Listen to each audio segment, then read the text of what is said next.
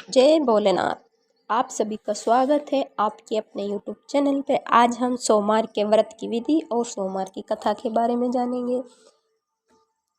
सोमवार का व्रत साधारण दिन के तीसरे पहर तक होता है। व्रत में फलाहार या प्रायण का कोई खास नियम नहीं है, किंतु यह आवश्यक है कि दिन रात में एक समय भोजन करें। सोमवार के व्रत में शिवजी पार्वती जी का पूजन करना चाहिए। सोमवार के व्रत 3 प्रकार के होते हैं: साधारण व्रत, सौम्य प्रदोष व्रत और 16 सोमवार व्रत। विधि तीनों की एक जैसी होती है, कथा अलग अलग है। शिव पूजा के पश्चात कथा सुननी चाहिए। तो हम सोमवार व्रत की सरल कथा सुनेंगे। एक नगर में बहुत धनवान साहूकार रहता था। उसके घर में धन की कोई कमी नहीं थी, परंतु वह बहुत दुखी था क्योंकि उसके कोई पुत्र नहीं था। वह इसी चिंता में दिन रात दुखी रहता था। पुत्र की कामना के लिए वे प्रत्येक सोमवार शिवजी का व्रत और पूजन किया करता था। सायंकाल मंदिर जाकर शिवजी के सामने दीपक जलाया करता था। उसके इस भक्ति भाव को देखकर एक समय माता पार्वती जी ने शिवजी महाराज से कहा, महाराज, यह साहूकार आपका अनन्य भक्त है, सदैव आपका व्रत और पूजन बड़ी श्रद्धा और भावना से करता है। आपको इसकी मनोकामना पूर्ण करनी ही चाहिए। शिवजी ने कहा, हे पार्वती, यह संसार कर्म क्षेत्र है। किसान खेत में जैसा बीज बोता है वैसा ही फसल काटता है। उसी तरह मनुष्य इस संसार में जैसा कर्म करता है वैसा ही फल भोगता है। माता पार्वती ने अत्यंत आग्रह से कहा, महाराज, जब यह आपका अनन्य भक्त है और अगर इसको किसी प्रकार का दुख है तो उसे आपको अवश्य दूर करना चाहिए। आप तो सदैव अपने भक्तों पर दयालु होते हैं और उनके दुखों को दूर करते हैं। यदि आप ऐसा नहीं करेंगे तो मनुष्य आपका पूजन तथा व्रत क्यों करेंगे। माता पार्वती का ऐसा आग्रह देख शिवजी कहने लगे, हे पार्वती, इसके कोई पुत्र नहीं है। इसी चिंता में ये अति दुखी रहता है। इसके भाग्य में पुत्र न होने पर भी मैं इसको पुत्र की प्राप्ति का वर देता हूँ, परंतु वह पुत्र केवल 12 वर्ष तक ही जीवित रहेगा। इसके पश्चात वह मृत्यु को प्राप्त हो जाएगा। इससे अधिक मैं इसके लिए कुछ नहीं कर सकता। माता पार्वती और भगवान शिव का ये वार्तालाप साहूकार सुन रहा था। इससे उसको ना कुछ प्रसन्नता हुई और ना ही कुछ दुख हुआ। वह पूर्व की तरह शिवजी का व्रत और पूजन करता रहा। कुछ समय बाद साहूकार की स्त्री गर्भवती हुई और 10वें महीने उसके गर्भ से अति सुंदर पुत्र उत्पन्न हुआ। साहूकार के घर में बहुत खुशी मनाई गई, परंतु साहूकार तो यह जानता था कि उसकी केवल 12 वर्ष की ही आयु है, इसलिए उसने अधिक प्रसन्नता प्रकट नहीं की और ना ही किसी को ये भेद बताया। जब वह बालक 11 वर्ष का हो गया तो बालक की माता ने उसके पिता से उसका विवाह करने के लिए कहा। साहूकार ने कहा, अभी मैं इसका विवाह नहीं करूँगा, मैं अपने पुत्र को काशी पढ़ने के लिए भेजूँगा। साहूकार ने बालक के साथ मामा को बुलाकर उसको बहुत सा धन देकर कहा, तुम इस बालक को काशी पढ़ने के लिए ले जाओ और रास्ते में जिस स्थान पर भी जाओ, यज्ञ तथा ब्राह्मणों को भोजन कराते तथा दक्षिणा देते हुए जाना। दोनों मामा भांजे यज्ञ करते और ब्राह्मणों को भोजन कराते तथा दक्षिणा देते काशी की ओर चल पड़े। रास्ते में उनको एक शहर पड़ा।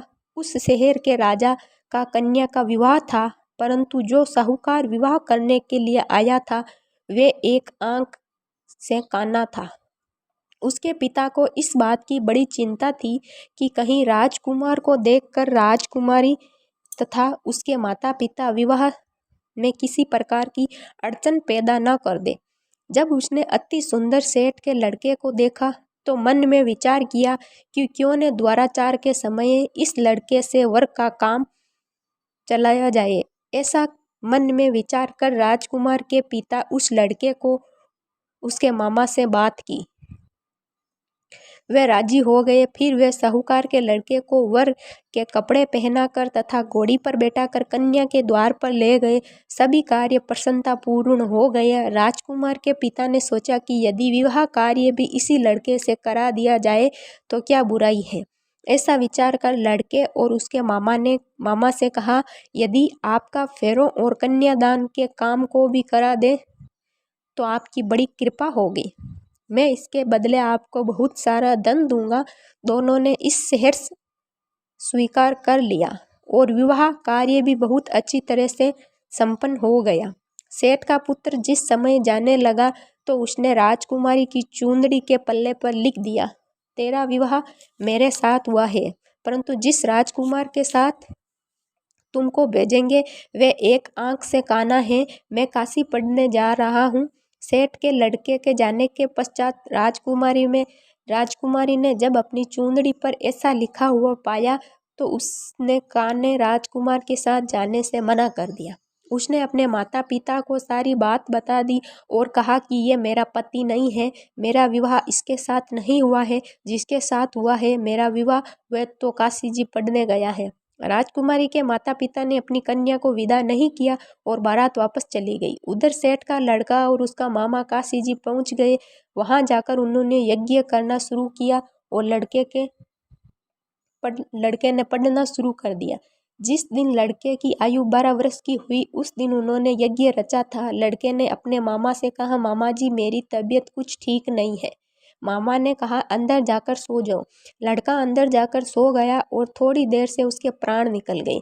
जब उसके मामा ने आकर देखा कि उसका भांजा मृत पड़ा है तो उसकी बड़ा दुख हुआ। उसने सोचा कि अगर मैं अभी अभी रोना पीटना मचा दूंगा तो यज्ञ का कार्य अधूरा रह जाएगा। अतः उसने जल्दी से यज्ञ का कार्य समाप्त कर ब्राह्मणों के जाने के बाद रोना पीटना शुरू कर दिया। संयोगवश उसी समय शिव पार्वती जी उधर से जा रहे थे। जब उन्होंने जोर जोर से रोने की आवाज़ सुनी तो पार्वती कहने लगी, महाराज कोई दुखियारा रो रहा है, इसे कष्ट से दूर करो। जब शिवजी पार्वती जी वहाँ पहुँचे तो उन्होंने पाया कि वहाँ एक लड़का मृत पड़ा था। माता पार्वती कहने लगी, महाराज ये तो उसी सेठ का लड़का है जो आपके वरदान से उत्पन्न हुआ है था। शिवजी ने कहा, हे पार्वती इसकी आयु 12 वर्ष की थी, वे ये भोग चुका है। तब पार्वती जी ने कहा, हे महाराज इस बालक को और आयु दो, नहीं तो इसके माता पिता तड़प तड़प कर मर जाएंगे। माता पार्वती के बार बार आग्रह करने पर शिवजी ने उसको जीवन का वरदान दिया। शिवजी की कृपा से वह लड़का जीवित हो गया। शिवजी और पार्वती जी कैलाश पर्वत को चले गए। शिक्षा पूर्ण होने पर लड़का और उसका मामा उसी प्रकार यज्ञ करते, ब्राह्मणों को भोजन कराते तथा दक्षिणा देते अपने घर की ओर चल पड़े। रास्ते में उसी शहर में आए जहाँ उस लड़के का वहाँ की राजकुमारी से विवाह हुआ था। वहाँ आकर उन्होंने यज्ञ आरंभ किया। उस लड़के के ससुर के वहाँ राजा ने उसको पहचान लिया और महल में ले जाकर उसकी बहुत आवभगत की। बहुत से दास दासियों सहित आदरपूर्वक अपनी राजकुमारी और जवाई को विदा किया। जब वे अपने शहर के निकट आए तो मामा ने कहा कि मैं पहले तुम्हारे घर जाकर तुम्हारे माता पिता को खबर करके आता हूँ। जब उस लड़के के मामा घर पहुंचा तो लड़के के माता पिता घर की छत पर बैठे थे। उन्होंने यह प्रण कर रखा था कि यदि हमारा पुत्र सकुशल लौट आया तो हम राजी राजी नीचे आ जाएंगे, नहीं तो छत से गिरकर अपने प्राण दे देंगे। उस लड़के के मामा ने आकर जब ये समाचार दिया कि उसका पुत्र आ गया है तब उनको विश्वास नहीं हुआ। तब उसके मामा ने शपथ पूर्वक कहा कि आपका पुत्र अपनी पत्नी तथा बहुत सारा धन लेकर आया है। तो सेठ प्रसन्नता से भर उठा। सेठ सेठानी आनंद पूर्वक नीचे आ गए। बाहर आकर उन्होंने अपने पुत्र तथा उसकी पत्नी का भरपूर स्वागत किया। सभी सब बड़ी प्रसन्नता के साथ रहने लगे।